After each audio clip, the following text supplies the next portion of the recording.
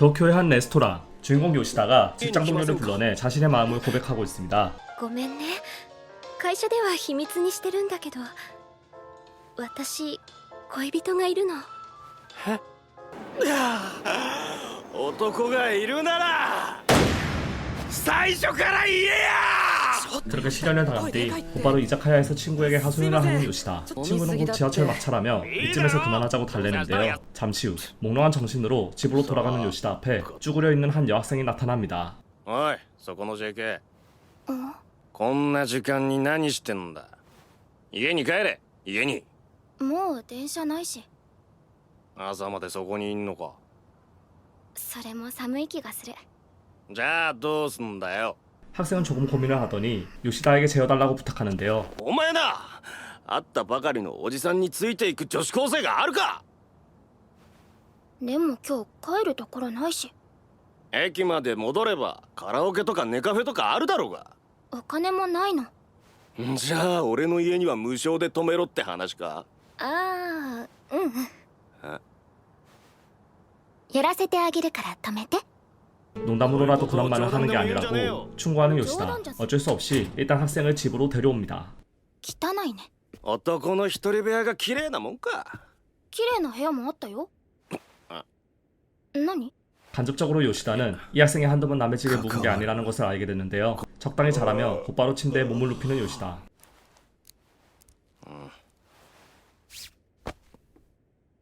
ねえ、やらなくていいの。何度も言わすな。ガキは好みじゃねえんだよ。なら他にしてほしいことある？味噌汁。女の作った味噌汁が飲みたい。 다음날 아침 なんだこの匂い。あ、やっと起きた。おはよなんだお前。う。なんだって言われても。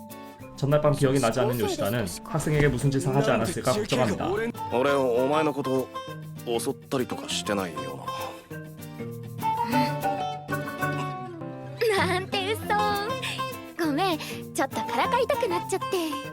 な。こいつおじさん、ガキとはやらねえの一点張りだったよ。よくやった。昨日の俺。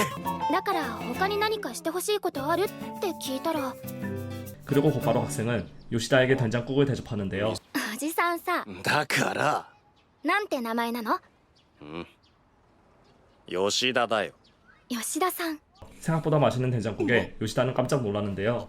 本当は後藤さんに作ってもらいたかったんでしょ。なんでお前が。昨日振られたんでしょ。寝言で言ってたよ。 곧이어 학생은 또다시 요시다를 유혹하기 시작합니다. 아무 의미 없이 유혹을 하는 학생의 모습에 오히려 요시다는 화가 나기 시작하는데요. なんなんだよお前は。平気で襲う男だっているんだぞ。逆に聞くけどさ、なんだよ。目の前にやってもいいって言ってる女子がいるのに、なんで襲わないわけ？は？ 잘못된 가치관에 바로잡기 위해 요시다는 훈육에 들어가기로 お 하는데 前名前なんて言うんだ。左右。どっから来た？学生証見せろ。旭川？北海道から一人で？いつ頃北海道を出たんだよ。半年くらい前かな。親にはちゃんと言ってきたのか？言ってない。 6개월 전에 홋카이도에서 가출한 사유는 그동안 여러 남자의 집을 전전하며 도쿄 생활을 이어오고 있었던 것인데요. きっと私がいなくなってせいせいしてるから。ふざけるな。そんな顔して何が大丈夫だ。 요시다는 냉정하게 앞으로 어떻게 살아갈 건지 사유에게 물어봅니다. 俺が追い出したらどうするつもりなんだ。どうにかして次を探すよ。どうにかって具体的には。それは。働け。学校からドロップアウトしたガキだってみんな働いて金もらって生きてんだ。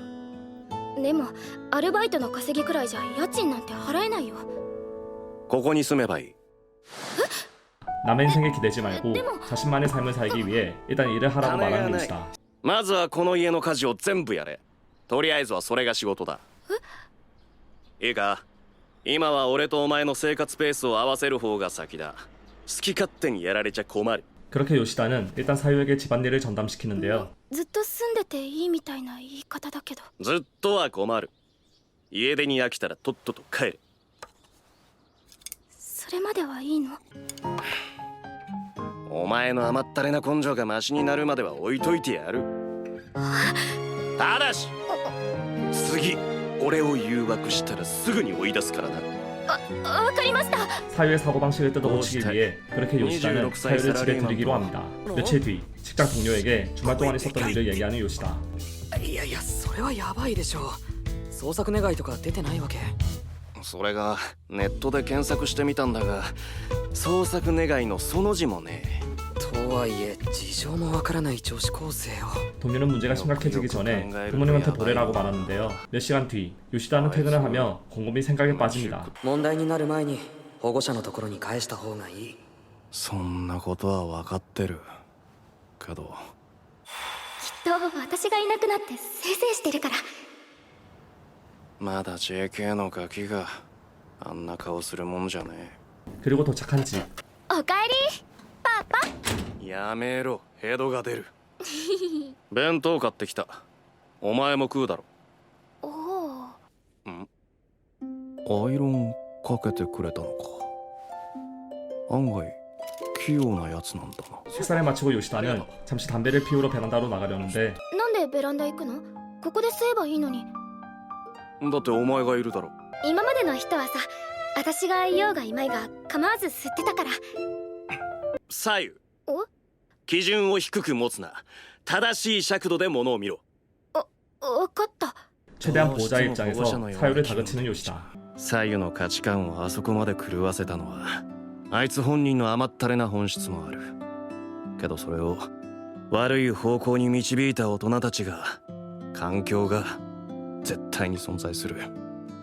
クソったれだらけだ。本当にどいつもこいつも。俺自身もあいつの甘えを許して逃げ場を作ってやってるクソったれだ。 다음날 아침 일찍 일어나 집안일을 하는 사유. ちょっと失礼するよ。パンツ丸見えだぞお前。スカートなんだからしょうがないじゃん。 계속 교복 차림으로 다니는 모습이 안쓰러운 요시다는 사유를 쇼핑몰로 데려가는데요. お前制服しか持ってないんだろ。だからお前は服を買う。俺は新しい布団を買う。お前毎朝いててって背中さすってるもんな。そんなことしてた？してた。 사유는 이렇게까지 잘해주면 어떻게 보답해야 할지 모르겠다며 머리를 긁적입니다. こいつは遠慮してるんじゃない。もらった分を返せないから受け取れない。どうしてこうガキのくせに。 요시다는 집안일에 대한 보답이라며 오늘의 소비를 전달화시키는데요. 잠시 후 ふかふかだ。やっぱあった方がいいだろう。今日はよく眠れそう。吉田さん、うん。一緒に寝よ。お前だ。 한껏 들뜬 사유. 요시다에게 고맙다며 미소를 짓습니다. 다음날 彼女できたって噂だぜ。は？なんだよそれ。毎日のように定時に帰るし、シャツのシワもなくなって小綺麗になった。そんでもって顔色もいいし、かなり調子を下げに仕事してるからだってさ。本当は女子高生ちゃんなのにね。 며칠 뒤 사유는 요시다와 아침밥을 먹으며 수염을 깎지 않는 이유를 물어보는데요. 20歳になったばっかの頃はヒゲがちょっとでも伸びてきたら気になって剃ってたんだ。反り残しがないかめちゃくちゃ気にしてな。 그 말을 들은 사유는 수염이 없는 게 더 잘 어울린다고 얘기합니다. やっぱり剃るか。 다시 찾아온 주말. 이번에는 생필품을 사기 위해 쇼핑몰에 들리는 요시다와 사유. 요시다는 문득 사유가 휴대폰을 들고 다니지 않는 이유가 궁금해지는데요. 北海道にいた時のクラスメートからあんまりにもしつこく電話がかかってくるから海にぶち込んじゃった。マジか。 사유는 폰이 없어도 전혀 불편하지 않다고 이야기합니다. 잠시 후 집으로 돌아온 둘. 요시다는 계속 자신의 기분을 맞춰주는 사유에게 한마디 건네는데요. 無理に笑うのやめろよ。ここはお前の家ではないかもしれねえけど、お前がいていい場所なんだ。俺との約束さえ守ってくれれば好きに過ごしていいんだ。だから変に気を使うのはやめろ。ごまかすみたいな笑い方はやめろ。 사유는 요시다 옆에 앉으며 이렇게까지 자상하게 자신을 대해준 사람은 없었다며 자신의 속마음을 솔직하게 말합니다. 人を許すのってそんなに簡単なことじゃない。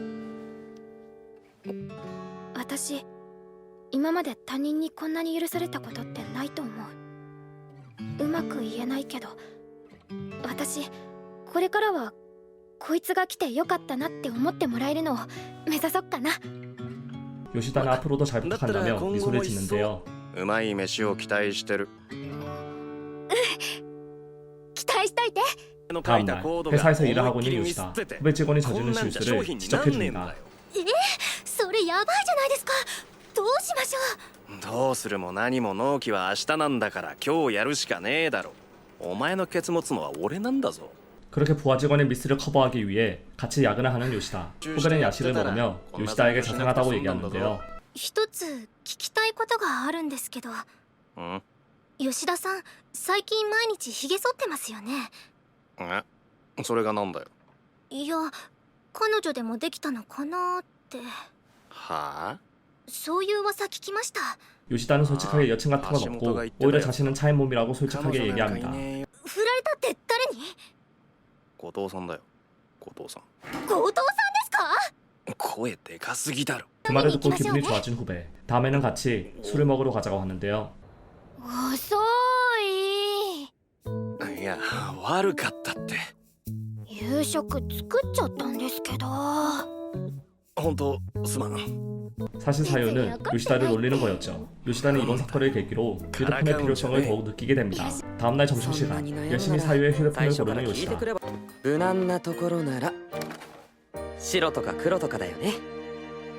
몇 시간 뒤 드디어 기다리던 퇴근 시간이 다가오는데 갑자기 고토 상사가 요시다를 호출합니다. 後藤さんとは外で待ち合わせ？お前、なんでそのこと？いやいや、わかりやすすぎでしょう。後藤さんに呼び出しかかった後からずっと百面相してたし。 그렇게 요시다는 고토와 또다시 외식을 하게 되는데요. なんか緊張してる？ 고토는 서로 딱 하나의 질문을 주고받자고 제안합니다. 今回はなんで俺のこと誘ったんですか？何か用事があるんですよね。吉田君、恋人できたでしょ。 그리고 연애 상대로 고토는 요시다의 후배인 미시마를 의심합니다. 入社してから5年間ずっとあなたのことを思ってたんですよ。俺は今でも後藤さんが好きです。あなたは俺にとって特別な存在なんです。 오늘 저녁 식사를 초대한 건 바로 여친의 유무를 확실하게 알기 위해서였죠. 고토는 여친이 없다는 요시다의 이야기를 듣고 안도의 미소를 짓는데요. 特別にもう一個だけ質問していいよ。じゃあそれ何カップなんですか？ アイカップだよ。 호토 씨의 애매한 태도에 마음이 점점 더 복잡해집니다. 잠시 후 집으로 돌아온 요시다. なんか嫌なことあった？いや別に。後藤さんと飯食ってきた。楽しくなかったの？いや楽しかったけど。そういう顔してない。ねえ吉田さん。なんだよ。ハグしてあげよっか。はあ？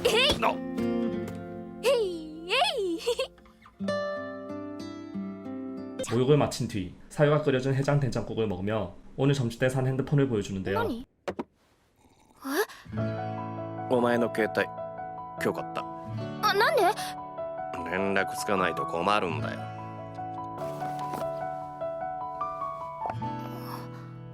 本当にもらっていいの？ 필요 없다고 했지만 그래도 막상 받으니 역시나 기뻐하는 사유. 곧바로 둘은 번호를 교환합니다. はい、登録した。お前もうちょっとひねれよ。吉田さんだって吉田マンじゃん。何マンって。うるせえな。適当につけたんだよ。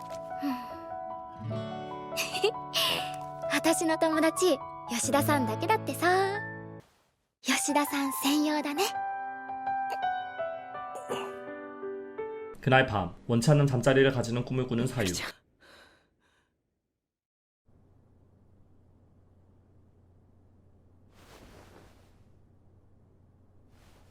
다음날 아침 요시다를 배웅한 뒤 잠시 생각에 잠기는데요. どうして吉田さんは私に触らないんだろう。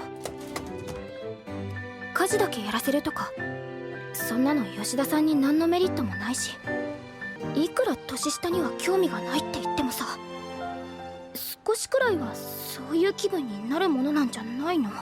그날 저녁 업무를 마치고 난 뒤 후배 미시마가 같이 영화를 보러 가자고 권유합니다. お疲れ様です。お疲れ様。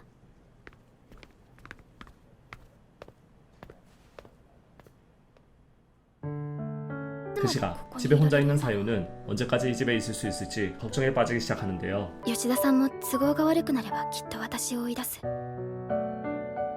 えば恋人ができるとか。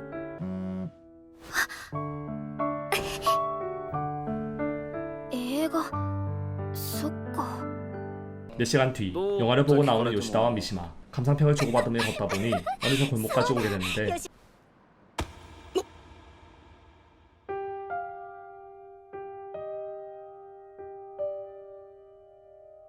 놀란 요시다는 미시마를 떼어내고 미시마는 만족스러운 표정을 지으며 집으로 돌아갑니다. もし私の運命の相手が吉田先輩だったらどうしますか？バカ言ってんじゃねえ。さっさと帰れ。 잠시 후 집에 도착한 요시다. 하지만 사유의 모습이 보이지 않았는데요. 何あの顔。私といる時と全然違う。 요시다의 후배에게 질투를 느끼며 공원 벤치에서 눈물을 흘리는 사유. 그때 보란듯이 미시마가 나타납니다. 君高校生？こんな時間に何してるの？補導されちゃうよ。まあ保護者同伴なら補導もされないか。 미시마는 잠시 사유의 이야기를 終 들어주기로 電前まで 하는데요. は親と喧嘩でもした？いえ、喧嘩なんてしてません。仲はいいと思うし、信じられないくらい優しいです。なのに家出してきたのか。 사유는 무조건적인 자상함이 오히려 두렵다는 이야기를 전합니다. 곧바로 사유에게 조언을 해주는 미시마. 多分さゆちゃんは恐怖に取りつかれてるんだな。それで動けなくなってる。恐怖って人間を突き動かすことも立ち止まらせることもできちゃうすごく厄介なものなんだって。いつか見た映画でそう言ってた。でも動いちゃった方が得だと思わない？そうか、そう思ってるから。 추가로 자신의 모든 것을 드러내라고 얘기하는데요. 그때 나타나는 요시다. 三島、何してんだ。なんでお前がここに。吉田先輩？さゆ、ちょっとこっち来い。何してんだよ。心配しただろ。ごめんなさい。俺、もしかして私たち同じ人の話してた？納得のいく説明はあるんだろうな。 미시마는 다음에 자세한 설명을 듣겠다며 일단 자리를 비켜줍니다. 잠시 후 집으로 다시 돌아온 요시다와 사유. 사유는 아까 전 미시마가 했던 조언을 떠올리며 요시다에게 다가가기 시작하는데요. 吉田さん。あ？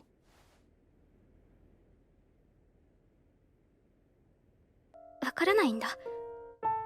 どうして吉田さんは私のこと家に置いてくれるのかなって。私、吉田さんに何にもあげてない。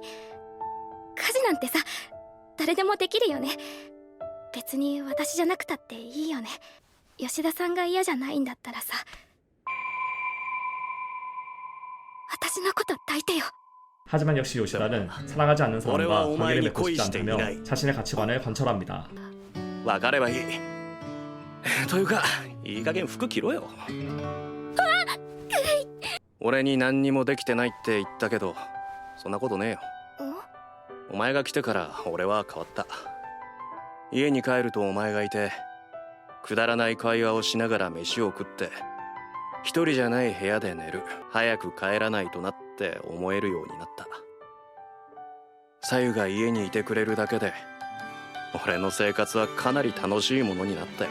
그렇게 자신이 필요하다는 요시다의 이야기를 듣고 사유는 눈물을 흘리는데요. あ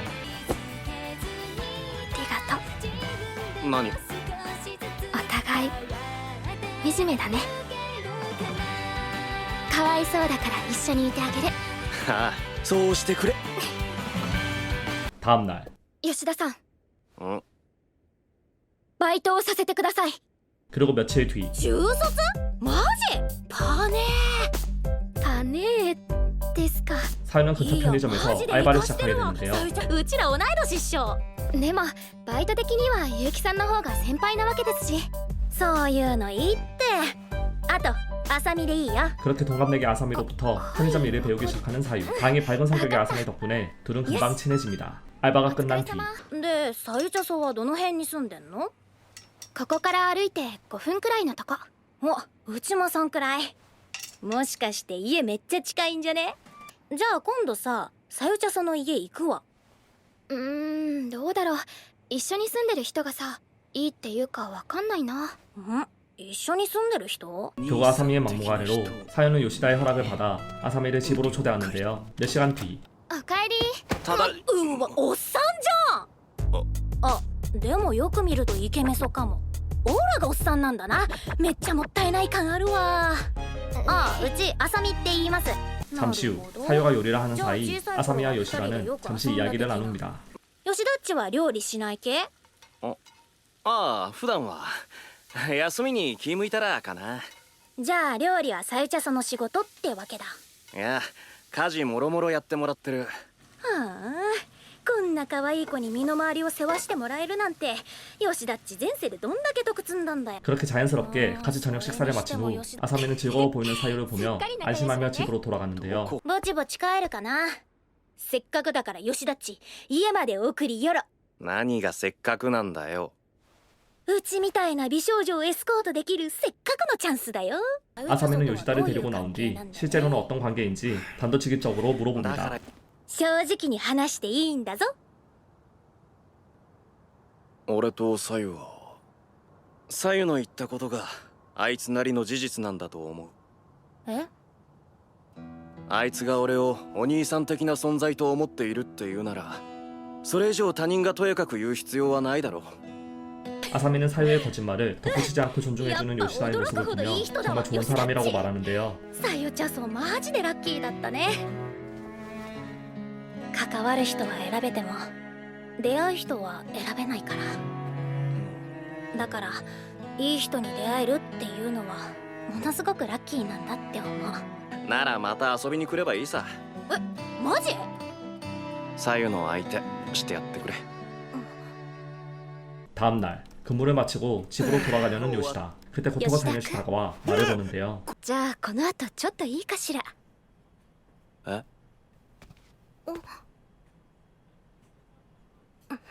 그렇게 또 찾아온 고깃집. 곧바로 고토는 미시마와의 관계를 다시 되묻기 시작합니다. 今まで業務中に携帯なんかいじんなかった人がそわそわ携帯気にしだしたら連絡する相手でもできたのかなって思うじゃない？なるほど。 요시다는 왜 자신을 샀으면서 그렇게 자신의 행동에 집착하는지 다시 되묻는데요. 驚かないで聞いてほしいんだけど、いや驚くに決まってるか。はい。私が吉田君のことを好きだからよ。 요시다는 5년 전부터 사귀던 남친은 어떻게 된 거냐 물어봅니다. あれね、嘘なの。 고토는 그냥 그때는 왠지 타이밍이 맞지 않았다며 갑자기 여우짓을 하기 시작하는데요. 本当は後輩をからかって遊んでるんでしょ。そんなわけないでしょ。どうすれば信じてくれるの？なら俺とやれますか？ 고토는 얼굴을 붉히며 폭탄 발언을 합니다. 処女だけどいいの？ 아직도 고토의 진짜 마음을 알 수 없는 요시다는 진지하게 자신의 마음을 밝히는데요. 吉田君が望むならそういうことになっても。いや、本当にもう冗談ですから。冗談？嘘ってこと？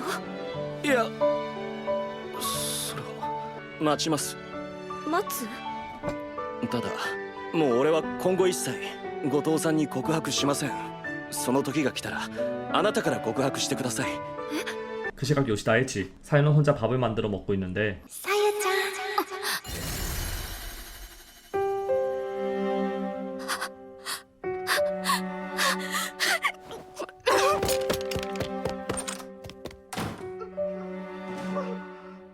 다시 정신을 차리고 거실로 돌아오는 사유. 그때 요시다의 카톡이 옵니다.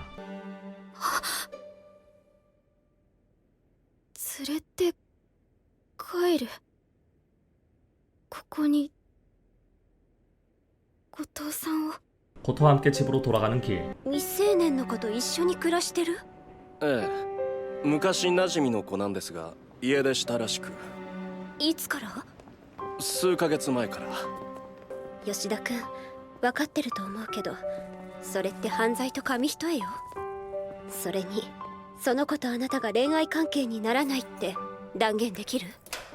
그리고 도착한 집. 고토는 간식을 건네며 사유에게 양해를 구합니다. おやつ食べる？さゆちゃん、吉田君に変なことされなかった？後藤さ何もされてないですよ。本当にびっくりするくらいで。びっくりするくらいね。 요시다는 잠시 화장실을 다녀오겠다며 ん、トイレ 자리를 行ってきます 비우는데요. ね。ねえさゆちゃん。はい。少し二人でお話がしたいのだけど。二人で？ 고토의 제안을 수락한 사유는 오네가이가 요시다에게 했는데. 심부름을 부탁해 잠시 자리를 비우게 만듭니다. 그리고 둘만 남은 집. 고토가 먼저 사유에게 まず 질문을 私から聞いても 던지는데요. いい？あなたが高校生っていうのは本当？本当です。どこから来たの？北海道から。家を出たのはいつ頃？半年くらい前です。どうして家を出たの？答えたくありません。そう。 고토는 질문을 쏟아내더니 사유에게 언제까지 여기 있을 생각이냐 물어봅니다. 그 시각 사유의 심부름으로 집 앞 마트로 걸어가고 있는 요시다. 우연히 골목에서 회사 후배 미시마를 만났는데요.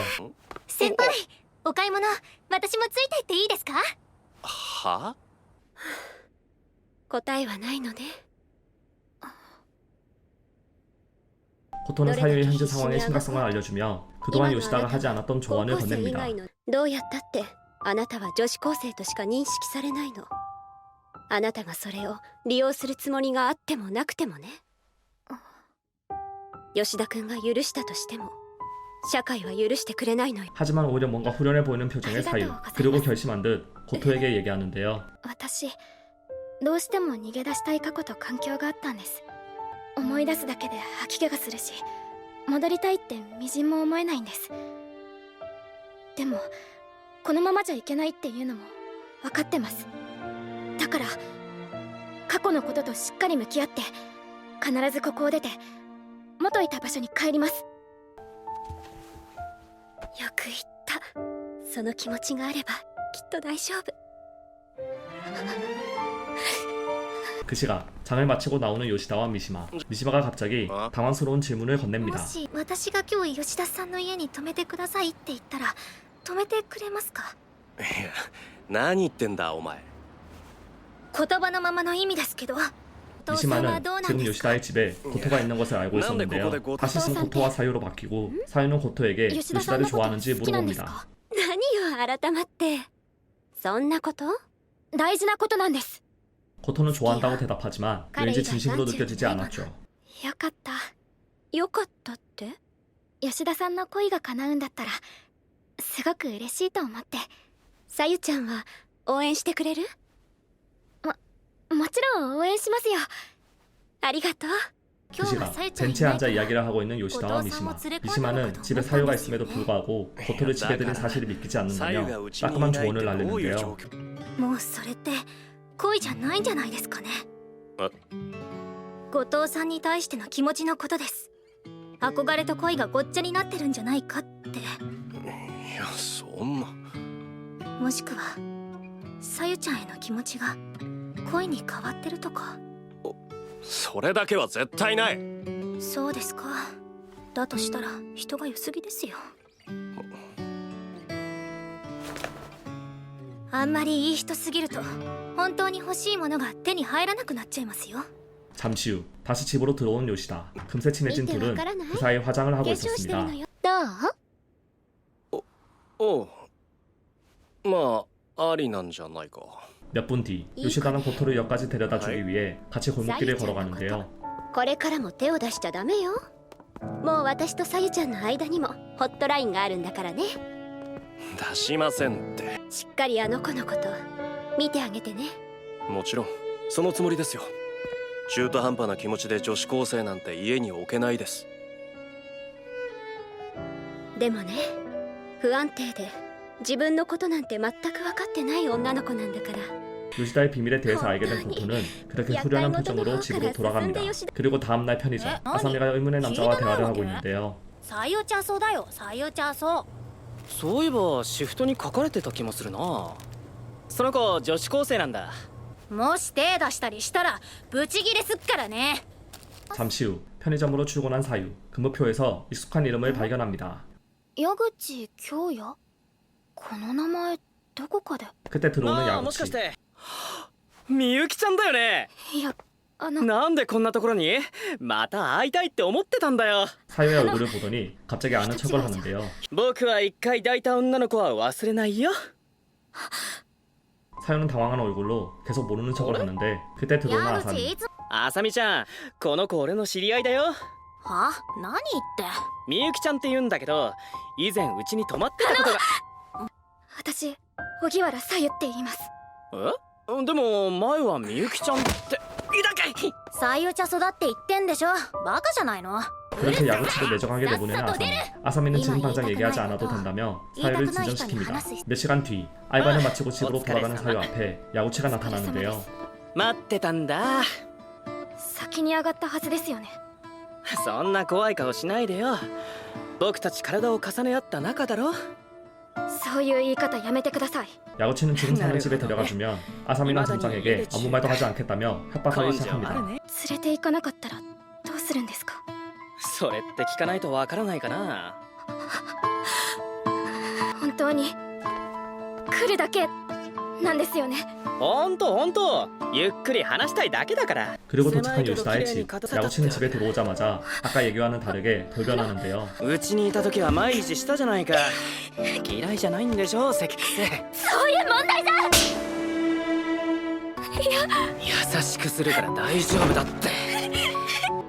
警察を呼ばれて吉田さんに迷惑をかけちゃうからですよえ？だからいいですよって 그때 타이밍 좋게 집으로 들어오는 요시다. サユ、こいつはお前の彼氏か。つまみ出していいか。お前誰だ？矢口京也。サユのバイトの先輩か。ああ、そうだよ。あの子が家に来てもいいよって言うから来たんだけど。何してた？ 야구치는 뻔뻔한 표정으로 자신과 요시다 둘 다 범죄자라며 본인과 동일한 취급을 합니다. 하지만 요시다는 본인만의 가치관을 밀어붙이는데요. あいつにおかしな価値観を埋め込んでいく大人の一人に絶対になりたくない。もう左右にちょっかい出すな、絶対に。いちいちあんたみたいな正義感オナニー野郎に絡まれるんだと思うと下半身も萎えますよ。もう手は出さない。約束するよ。 야구치는 시시해졌다며 얌전히 맨션 계단을 내려갑니다. 그리고 다시 집으로 들어오는 요시다. 私ね前にあの人としたの当たり前みたいに何度も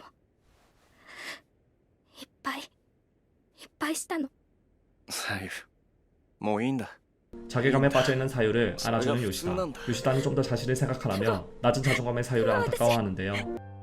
俺はお前に普通の女子高生になってほしい。普通に学校行って友達作っていろんなことを学んで、それで大人になるんだよ。それができてないお前を見るのがたまらなく辛いんだ。勝手だけど。 사유는 요시다의 조언을 듣고 그렇게 하겠다 약속합니다. ありがとう頑張るよ私 다음날 평소보다 우울한 모습의 사유에게 아사미가 다가오는데요. 矢口と何かあったかって聞いてんの矢口さんなんで最初そういうとこほんと嫌い 분명 무슨 일이 있었다고 생각한 아사미는 곧바로 야구치에게 달려갔는데 痛いな。傷ついてる人をそれ以上傷つけるなんて最低だよあんたは最低ださゆちゃんに謝って謝って 야구치는 곧바로 사유에게 사과합니다. 昨日は悪かったよ。誘ったこと自体は悪いと思ってないけどね。ただまあちょっと強引すぎたのは認める。どうして浅見に私とのことを言わなかったんですか？だって家に連れて行ってくれたら昔のことは話さないって約束だったでしょ。なんで笑うの？いや、矢口さんって相当ずれてますよね。 몇 시간 뒤 알바를 마치고 같이 집으로 돌아가는 아사미와 사유. 오늘은 회사에서 잘 예정이라는 요시다의 연락을 받는데요. ちょっと、うちがお泊まりしてさゆちゃさんの面倒を見るってことでオッケーっと。泊まって大丈夫なの？大丈夫大丈夫。 아사미는 외박을 하기 전 짐을 챙기기 위해 잠시 집을 行きた 들립니다. いとこが。おまた。じゃ行こっか。浅見の家すっごく大きいんだね。ああ、うちのお父さん政治家でお母さん弁護士やっててさ。そうなんだ。 그렇게 골목을 걸어가면서 평소에 하지 않았던 개인적인 이야기를 나누는데요. ねえ浅見。私北海道から来たんだ。めっちゃ遠いじゃん。いろいろあって家出してさ、矢口さんとかいろんな男の人のとこ泊めてもらってここまで来たの。そっか。でも吉田さんに会ってすごく優しくしてもらえて、浅見にも出会えて、私ほんとバカなことしてきたなってやっと分かって。 해가 진 뒤 둘은 집으로 들어가기 전 잠시 별이 보이는 공원에 몸을 눕힙니다. 綺麗でしょ。ここうちのお気に入りなんだ。東京でもこんなに星が見えるんだね。 가정사를 이야기하던 아사미는 본인의 꿈이 소설가라 얘기하는데요. 私応援するよ、浅見のこと。マジでサンキュー。 그렇게 서로에 대해서 좀 더 알게 된 아사미와 사유. さゆちゃそにも歴史があって、で未来もあって、それってどうあってもさゆちゃそのものなんだと思うわ。こう聞いてたらさ、しんどい歴史だったってのはわかるんだけど、でも絶対意味はあるよ。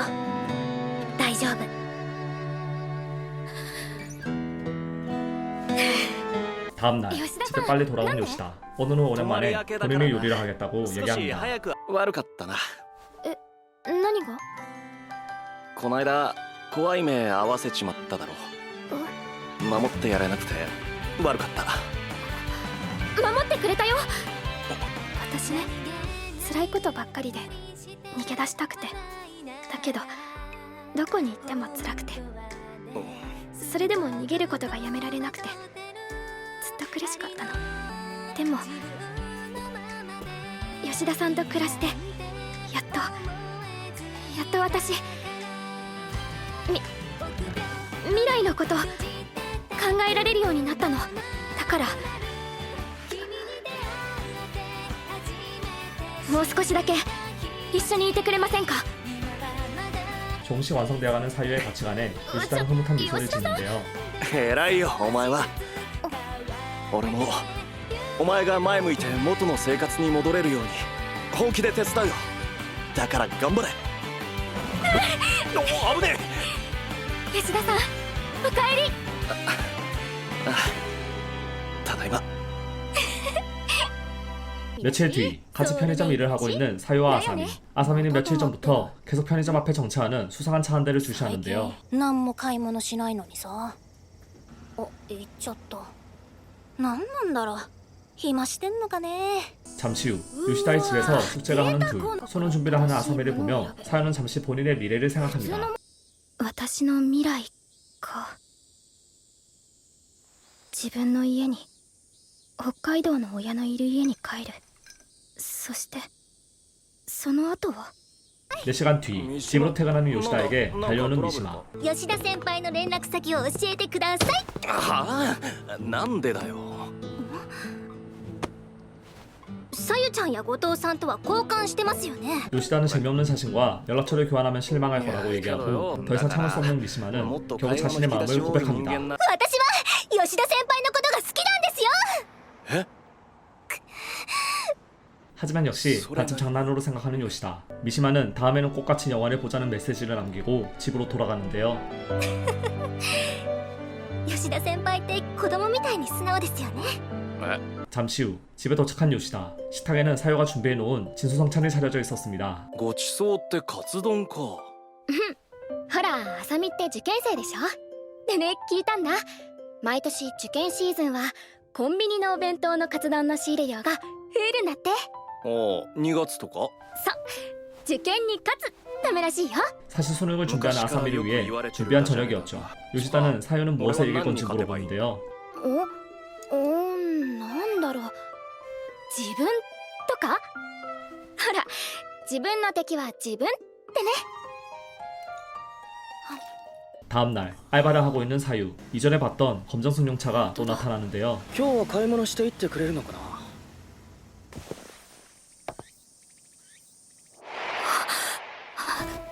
え、どうしたの？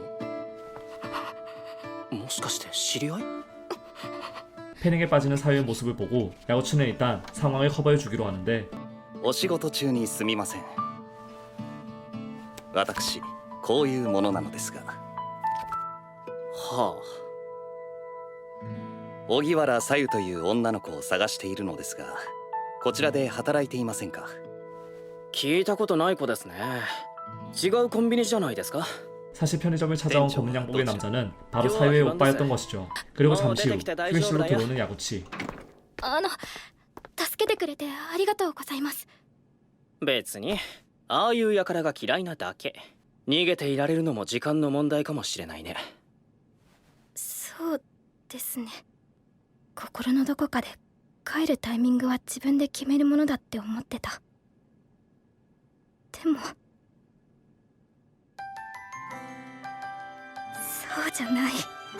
몇 시간 뒤 홋카이도에 있는 집으로 돌아가야 할 때가 왔음을 느낀 사유는 복잡한 신경으로 귀가하는데요. 언제 오빠가 찾아올지 모른다는 불안감에 사유는 온 신경을 곤두세웁니다.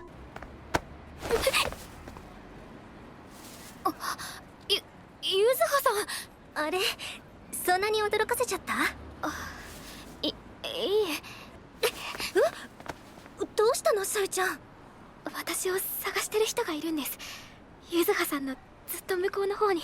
그때 역 앞에 나타나는 오빠와 경호원. 일단 미시마는 사유를 데리고 가라오케로 도망치는데요. 그리고 일단 요시다에게 노래방에 같이 있다는 사실을 알리는 미시마. こんな感じでいい？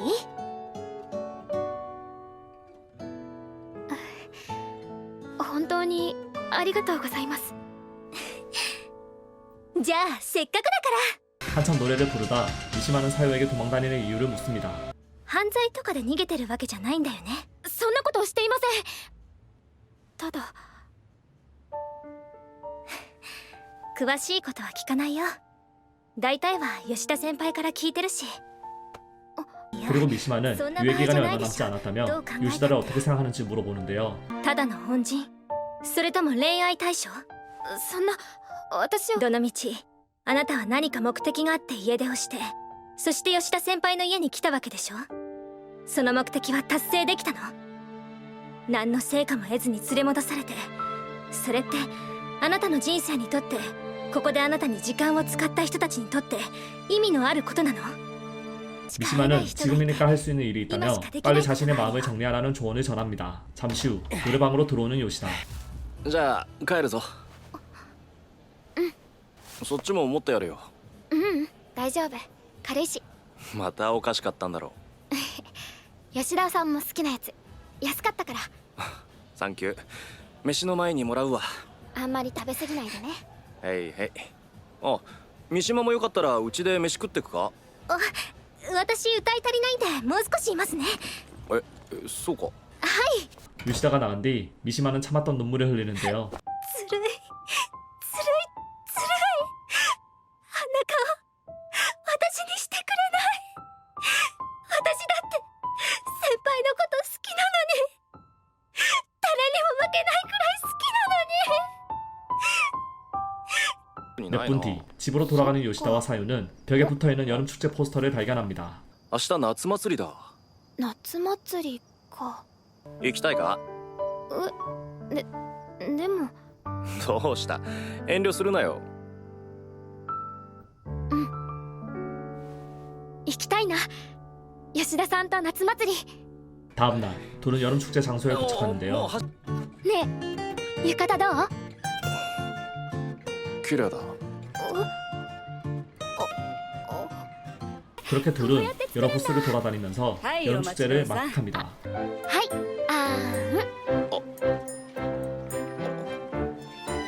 くしないと溶けちゃうよ。あおどうもありがとう。お姉ちゃんごめんなさい。これからは気をつけてね。はい。 두 사람은 손을 꼭 잡은 채 여름 축제의 하이라이트 불꽃놀이를 구경하는데요. きっと左右がいなけりゃ俺も来てなかったな。どうしたの吉田さん。いやなんでもねえよ。何それ気になる。 사유와 같이 생활하면서 자신도 무언가 바뀌었다는 것을 느끼는 요시다. 잠시 생각을 하다 정신을 차리는데 갑자기 사유가 보이지 않습니다. 左右左右。 吉田さん。どうしたの。ゴミ捨てに行くねって言ったよね私。そっかゴミか。そうだったな。 사유는 본인이 없어지니 초조해하는 요시다의 모습을 보고 은근슬쩍 장난을 치는데요. 私がいなくなったって思ったの。まあな。吉田さん、私がいなくなったらあんなに焦っちゃうんだ。お前本当に帰るのか。なんでもない忘れてくれ。 요시다도 모르는 사이 사유는 본인의 삶에서 중요한 부분을 차지하는 사람이 되어 있었죠. 불꽃놀이가 끝나고 사유는 요시다를 처음 만났을 때 이야기를 꺼냅니다. 止めてもらう人が変わるたびに偽名でね、違う名前を名乗ってたの。でもなんか吉田さんに名前を聞かれた時自分でも驚いちゃったんだけど、スルッと本名言っちゃったんだよね。なんでだろうね。本名も言っちゃってもうこれ以上逃げ続けるのも無理かもって最初はそんな消極的なことを考えてたんだ。 そうだったのか。 그리고 사유는 아까 요시다가 던진 질문을 되받아치며 자기가 돌아가지 않았으면 좋겠냐고 물어보는데요. やっぱ帰るべきだ。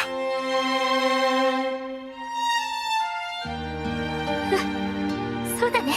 吉田さんのおかげでもう逃げなくてよくなりそうだよ。そうか。